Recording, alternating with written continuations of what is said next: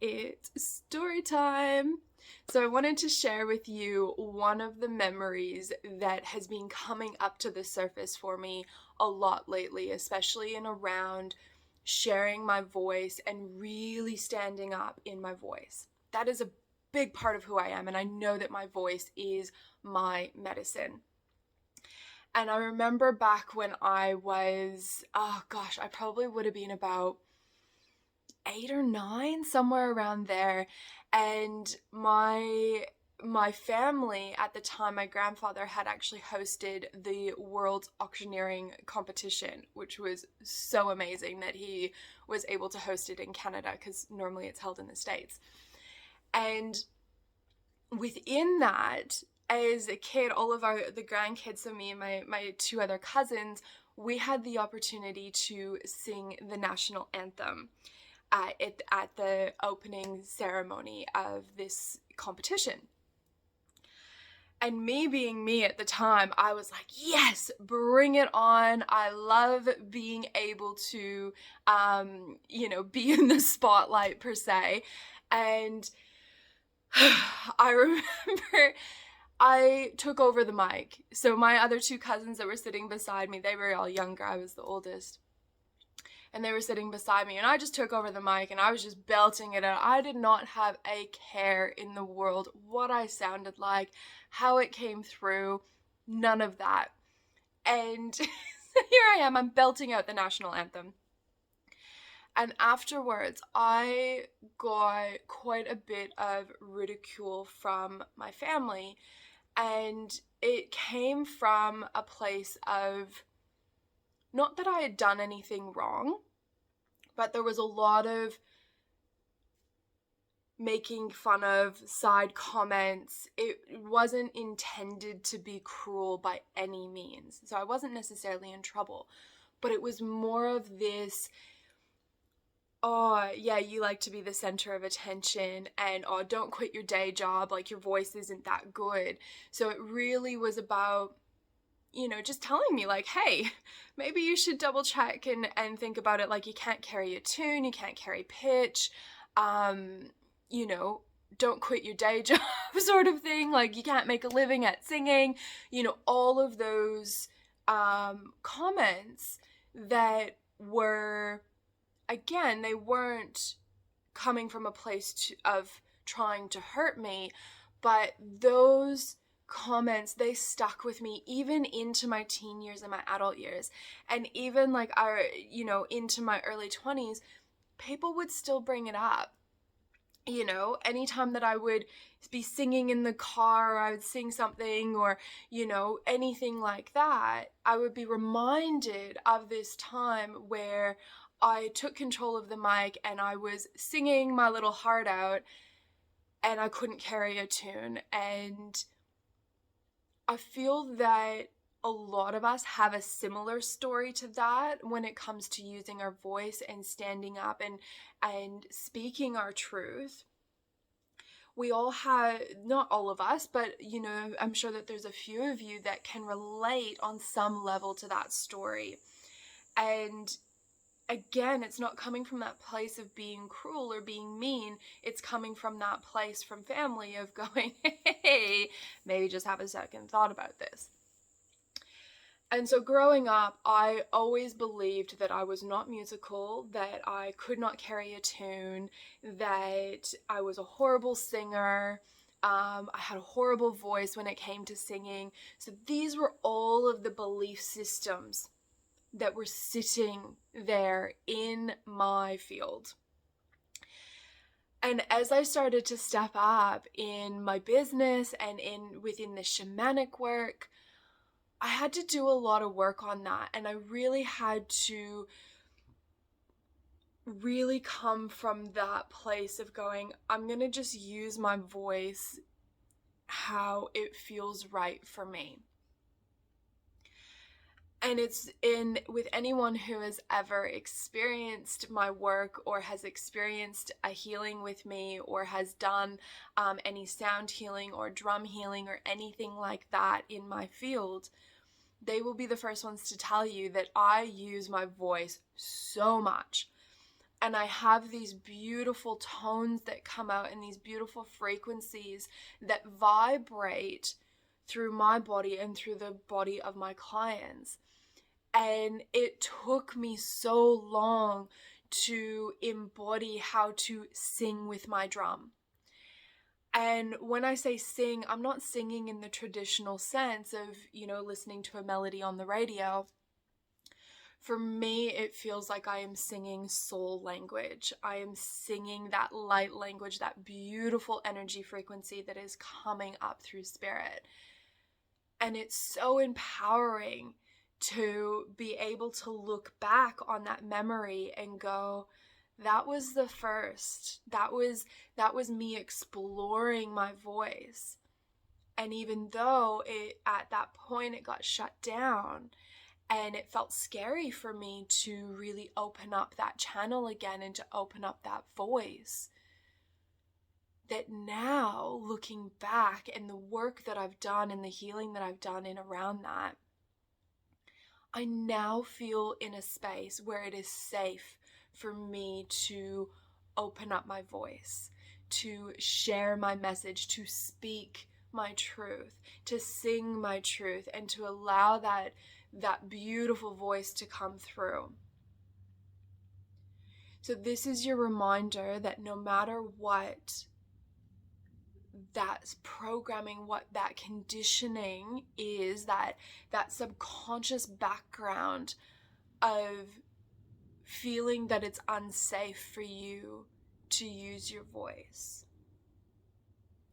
that I'm telling you that it is okay. You're not alone. And that it is safe for you to be able to speak up, for you to speak your truth, to connect in with your voice. It's a very powerful thing when we really tap into that. And a big part of working in any capacity, whether it be in the spiritual world, whether it be within yourself, within your family dynamic, or whether it be that you are an entrepreneur and a business owner and you are trying to get your message out there. Really tapping in to going, okay, what stories are running in the background? What conditioning is sitting there that has shown me or told me that my voice is too much, or that my voice isn't good enough? So really just sitting with that and feeling into it and just taking a minute to acknowledge it and to feel it and to go, okay, I know that story is there. And just that power of acknowledging it and that power of allowing yourself to recognize that this is a pattern, this is a subconscious pattern that is playing out. This is where you can claim back that power. You can claim back that part of yourself, that part of your voice that allows you to stand back up in that.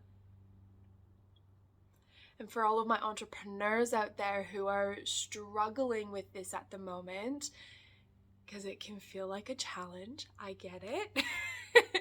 So if you are feeling that you are struggling with this right now, I've actually created a beautiful 6-week course that is all about really understanding the challenges and the blocks and that subconscious programming that is sitting inside of you, that is preventing you and stopping you from being able to take that next step within your business, to take that next step of growth. We look at that self-doubt and that feeling of imposter syndrome, which I'm telling you is completely normal, and everyone has it at all different stages in their business. Even at all different stages within your normal day-to-day life. It is normal, okay? And I feel that we really need to normalize this. But within that, we look at those blocks and those challenges that you are experiencing and we unpack them. And we look at how we can change that narrative, how we can claim back those parts of you that have been lost in the subconscious, that are blocking you from stepping forward. And we bring in that shamanic approach to be able to embody that again, to be able to come back within yourself and feel aligned within who you are, and having that clarity of who you are on that soul level, and really understanding that message that you are wanting to put out into the world. You are here to create change. You are here to do things differently. You are here to embrace your uniqueness, to embrace your voice. And that comes down to feeling safe in being heard, and feeling safe in being seen, and feeling worthy that you are deserving of the life that you are trying to create.